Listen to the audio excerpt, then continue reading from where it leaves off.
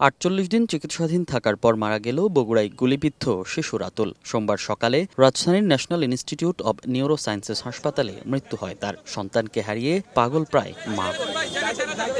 গত ৫ আগস্ট সকালে বোনের সঙ্গে বৈষম্য বিরোধী ছাত্র আন্দোলনে যোগ দেয় রাতুল। মিছিল নিয়ে ঝাউতলার কাছে পৌঁছালে পুলিশের গুলিতে আহত হয় সে। রাতুলের মাথায় ৪টি ছররা গুলি লাগে। গুরুতর অবস্থায় রাতুলকে নেওয়া হয় শহীদ জিয়াউর রহমান মেডিকেল কলেজ হাসপাতালে। সেখান থেকে তাকে ঢাকায় national institute of neuro sciences হাসপাতালে পাঠানো হয়।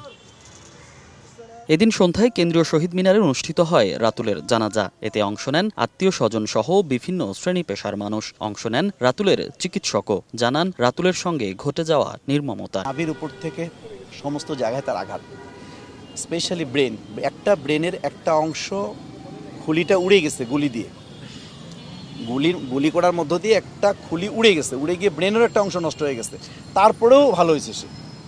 আর কিছু গুলি, সাররা গুলি যেটা বলি আমরা, ছোট ছোট পিলেট জাতীয় যে গুলিগুলো, এগুলো তার ডান পাশে বাম পাশে মানে বুকের চারপাশে ঝাঁঝরা বলা যায়, কয়েক শত হাজার পার হয়ে যাবে, এরকমও হতে পারে। পেশেন্ট ডেভেলপও হয়েছে, উন্নতিও হয়েছে, কিন্তু লাস্ট পর্যায়ে আমরা আসলে ৪৮ দিন পরে। এদিকে বৈষম্য বিরোধী ছাত্র আন্দোলনের সমন্বয়করা জানান, জুলাই বিপ্লবে সব হত্যাকাণ্ডের বিচার নিশ্চিত করেই ঘরে ফিরবেন তারা। একজন মা যখন তার সন্তানের লাশ দেখে এবং সেই লাশ যখন তার বহন করতে হয়, এর চেয়ে বেদনার আর পৃথিবীতে কোনো কিছু হতে পারে না। একটা শহীদের বিচার যতদিন পর্যন্ত না হবে ততদিন পর্যন্ত আমরা মাঠে থাকবো। বৈষম্য বিরোধী ছাত্র আন্দোলন তাদের পাশে থাকবে। জানাজা শেষে রাতুলকে বহনকারী অ্যাম্বুলেন্স নিয়ে যাওয়া হয় বগুড়ার উদ্দেশ্যে। সেখানেই চিরনিদ্রায় শায়িত হবে ছোট্ট রাতুল।